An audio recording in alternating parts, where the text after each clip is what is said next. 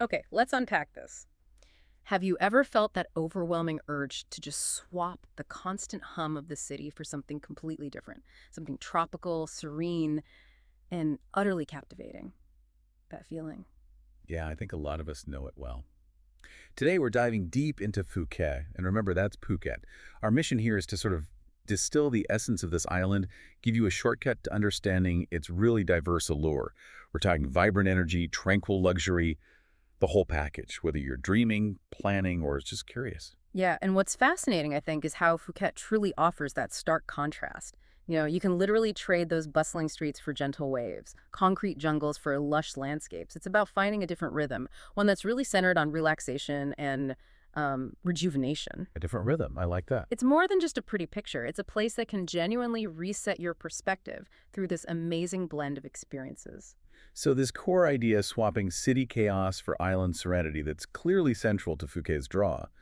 But what exactly is it about this island Phuket that pulls people in so strongly? Well, fundamentally, it's about shedding those endless to-do lists, isn't it? The sheer pressure of it all. Phuket provides that essential break, that chance to breathe. Mm-hmm. But the key thing, I think, is that Phuket isn't just one thing. It's this whole mix. You have the famous spots, sure, and they're popular for a reason, but you also find these incredible pockets of real calm, places where you can genuinely disconnect. Okay, like where specifically? Take Nayang Beach, for example. It has this wonderfully relaxed, almost village-like feel. Life just moves at a gentler pace there compared to, say, the intensity of city living, the noise, the crowds, the rush. Right. And it's that ability to choose your pace. Yeah. That's what makes it so appealing when you're escaping the daily grind. That makes perfect sense. Finding your rhythm. Okay, so for someone thinking of visiting, Phuket also has this reputation for a mix of, well, charm and maybe a bit of chaos. How do you navigate that? That's a really good point. It can feel like a mix of feelings. You know, one minute you're enjoying a calm sea breeze, the next you might be uh, artfully dodging a scooter. Huh. Yeah, I can picture that. But that buzz, that blend of calm moments and this vibrant energy, that's kind of what makes it memorable, right? It demands your attention, but it definitely rewards you for it. So let's talk about that vibrant side. Pathan Beach comes up a lot. Oh, absolutely. Patong is, well, it's the island's beating heart, especially at night. You step off the beach onto Bangalore Road, and boom, flashing neon, loud music pouring out of everywhere, just this intense party atmosphere. It's a sensory overload, but, in a fun way, if that's what you're looking for. Right, full-on entertainment. Exactly. You've got huge clubs like Illusion with big-name DJs, themed places like Susie Wong's, even more laid-back spots like the Aussie Bar for sports. It's all there. Any tips for navigating Bangalore Road?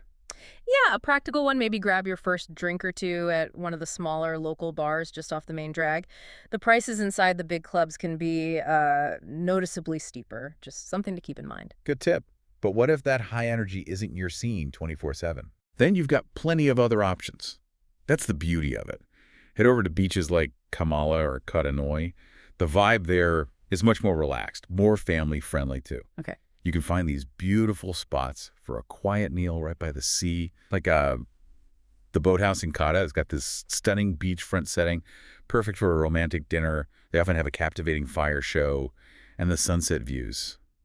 Just wow. That sounds more like my speed sometimes. Yeah, you need that balance. And if you want real privacy, you can even find these luxury mountain view villas, maybe up in Talang, designed specifically for peace and quiet, away from the main buzz. Okay, so let's quickly recap those vibes for people trying to get a mental map. Patong, lively, busy, the heart of the nightlife, best for partying, pure entertainment. Definitely. Catacaron, more relaxed, good for families.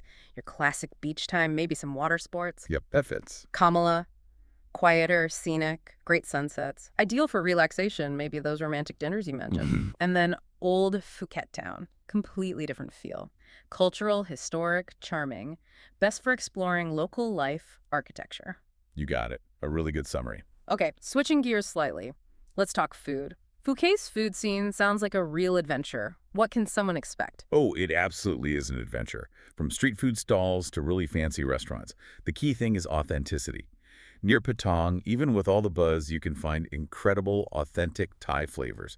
Think spicy papaya salads, some tam-fragrant green curries, pad Thai cooked right there, super fresh seafood. Making me hungry. and eating at those busy local spots. It's the whole experience, the sights, the smells, the sounds. It feels really alive. You're tasting recipes passed down through generations. And for something a bit more special, you mentioned beachfront dining. Yeah, that's a classic Phuket experience. Feet in the sand, baby, watching the sunset over the ocean, having a delicious meal. The sound of the waves is your soundtrack. Often there's live music too. Sounds idyllic. It really is. The boathouse is a great example again, but there are lots of places offering that vibe. Great mix of Thai and international food, often focusing on that amazing fresh seafood. What about dietary needs, like vegan or vegetarian? Good question. It's getting much easier. Thai cooking traditionally uses things like fish sauce, but many restaurants are really accommodating now. You can usually ask them to adapt dishes, leave out certain ingredients, and there are plenty of naturally vegetable-based curries, stir-fries. Plus, you're seeing more dedicated plant-based spots popping up too. Lots of fresh ingredients, great flavors.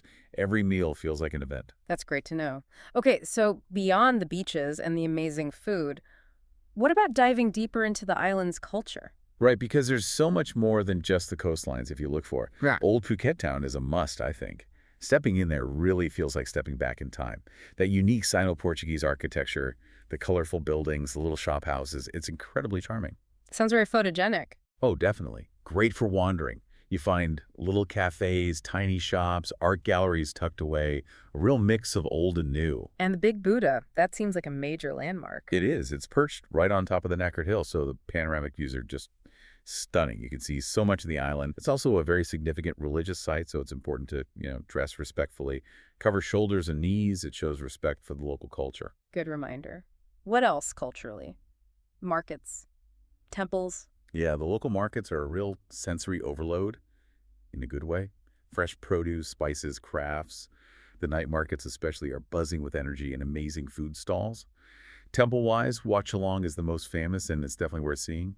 But sometimes exploring the smaller, quieter temples gives you a more intimate glimpse into local spiritual life. Interesting. And, someone's thinking about a longer stay, maybe wanting to properly immerse themselves, looking at condos or longer-term rentals near areas like Bang Tao Beach could be an option. It gives you a different base for exploring all these cultural spots over time. It really sounds like Phuket caters to so many different travel styles. Couples, families, people seeking luxury. How does it manage to be so versatile? That's a key point, isn't it? It manages because it offers distinct kinds of experiences, all at a high quality. So for couples on a romantic escape, Phuket really delivers. Those sunset views we talked about, intimate dinners on the beach with fresh seafood, finding those quieter, secluded stretches of sand for a sort of private paradise feel. And the spa scene is fantastic. Luxurious treatments, often using local ingredients, traditional Thai massage. It's very pampering. Think about the spa at somewhere like Cliptop Residence, high-end, amazing views. Perfect for couples. Okay, and for families, what works well? Phuket's surprisingly good for kids. There are engaging things like water parks, aquariums. A really popular thing is taking a private long-haul boat trip out to nearby islands, like Kai Nak. Kids love splashing around on the beaches there, and you control the pace. That sounds like fun. Definitely. For beaches, maybe choose Karanoi or Suren over Patong. The waves are usually calmer, safer for little ones. Resorts with good pools are always a win, too. And areas like Laguna are known for being quite family-friendly, with nice homes available. And getting around with kids, transport's pretty manageable. Grab cars are easy. You could even request one with a car seat. If you take a tuk-tuk or a regular taxi, just make sure you agree on the fare before you get in. That avoids any confusion later. Got it. Now, let's touch on that luxury aspect. It sounds like Phuket has really elevated its game there. It absolutely has. It's transformed into a genuinely sophisticated, high-end destination. We're talking stunning private villas, often with infinity pools, world-class dining, incredibly serene spas. It's a whole different level of relaxation compared to, say, busy city life. Like trading the office block for ocean breezes? Exactly. Places like Amanpuri were pioneers, setting that standard early on. But what's interesting now is how luxury here often blends with authenticity. Look at Srizara, for example. Yes, it has incredible private pool villas and views, but it also has Pru, its Michelin-starred restaurant that focuses intensely on local, seasonal ingredients. It's luxury, but rooted in place. That's a great blend. And this feeds into the property market, too. It's become a really strong area for overseas buyers looking for a lifestyle investment, not just a holiday home. Agencies focusing on this high-end market, like Ocean Worldwide. They've been based right here in Phuket since 2004.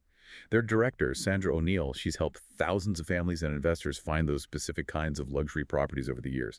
It just shows the depth and maturity of that luxury residential scene now. Wow, yeah, that longevity speaks Yeah. volumes. Okay, moving on to some practicalities. Navigating a new place.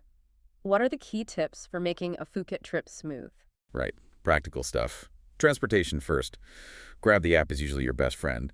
Quick, easy, fairly priced for cars or even motorbike taxis if you're adventurous. Okay. But if you do hop in a tuk-tuk or a regular taxi, rule number one, always agree on the fare before you start the journey. Just standard practice saves any awkwardness. Good to know. What else? Walking's fine for short distances, like along a beach road, but just remember, it gets hot and humid. Yeah. Also, booking popular things in advance is a smart move, especially during peak season, which is roughly December to February. Like boat trips. Yeah, boat trips to places like the Phi Islands, Hmm? maybe a Thai cooking class, even popular spa treatments. Yeah. Booking ahead just secures your spot and avoids disappointment or last-minute scrambling. Makes sense. And packing. What's essential for that climate? Think light and breathable. Cotton, linen clothes, definitely swimwear, and a cover-up for walking back from the beach or poolside. Sun protection is key. Wide-brimmed hat, sunglasses, good sunscreen. A light rain jacket or poncho isn't a bad idea, Yeah. especially outside the main dry season. You can get sudden short downpours. Shoes. Comfortable shoes or sandals are a must. And like we mentioned, if you plan on visiting temples, having a scarf or sarong handy to cover shoulders and knees is really useful and respectful. Basically, be ready for sun, maybe some rain, and temple visits. Great checklist. Finally, after a day exploring, where do you actually stay? The range of accommodations sounds huge. It is huge. And picking the right place really shapes your trip. If you want pure indulgence, those luxury villas with private pools are incredible. Waking up, stepping out, diving into your own pool, often with amazing views. Great for privacy, usually found in quieter spots like Kamala or Surin. Nice. What if you want something with more local character? Then, look for charming boutique stays. These are often smaller, maybe family-run, with unique style. Could be a restored shop house in Old Phuket town or a cozy place near the beach. Much more personal than a massive resort. Okay. And then, of course, the classic resorts with ocean views. Phuket's coastline is stunning, so why not make the most of it? Lots of places have infinity pools that seem to blend into the sea, great facilities, popular in areas like Kata and Karan. So how do you choose? What are the key things to consider? Number one is probably location. Yeah. Do you want to be right on the beach, in the middle of the action like Patong? Or somewhere more secluded and laid back like Nai Harn? Think about the kind of vibe you want nearby. Then amenities Yeah. is a cool essential. Do you want a spa? On-site restaurants? A kids club if you're traveling with family. Budget obviously plays a big role. How much are you comfortable spending per night? And finally, the overall vibe. Are you looking for somewhere lively and social or quiet and romantic? Definitely do a bit of research on the different areas, because if Phuket is quite spread out, your location really impacts your daily experience. Getting the accommodation right kind of sets the stage for everything else. That's excellent advice. So reflecting on all this, what does it all mean for you, the listener? Phuket really is a place of compelling contrasts, isn't it? You've got that intense energy in places like Patong, but then the quiet, historic charm of Old Town. This dynamic blend of raw beauty and increasingly real sophistication. Absolutely, and I think what ties it all together ultimately is Phuket's, well, its undeniable charm. Its ability to offer everything from high adrenaline adventure to moments of really profound, quiet unwinding. Which I suppose raises an important question for you listening. When you picture your perfect escape, what kind of slice of paradise are you actually seeking? Is it that electrifying nightlife? Is it serene cultural immersion? Or maybe that ultimate luxury retreat experience we talked about? Just remember, a little bit of planning mixed with some flexibility, that'll help you discover your own unforgettable Phuket. It's a place where every visit really does hold the promise of a new story.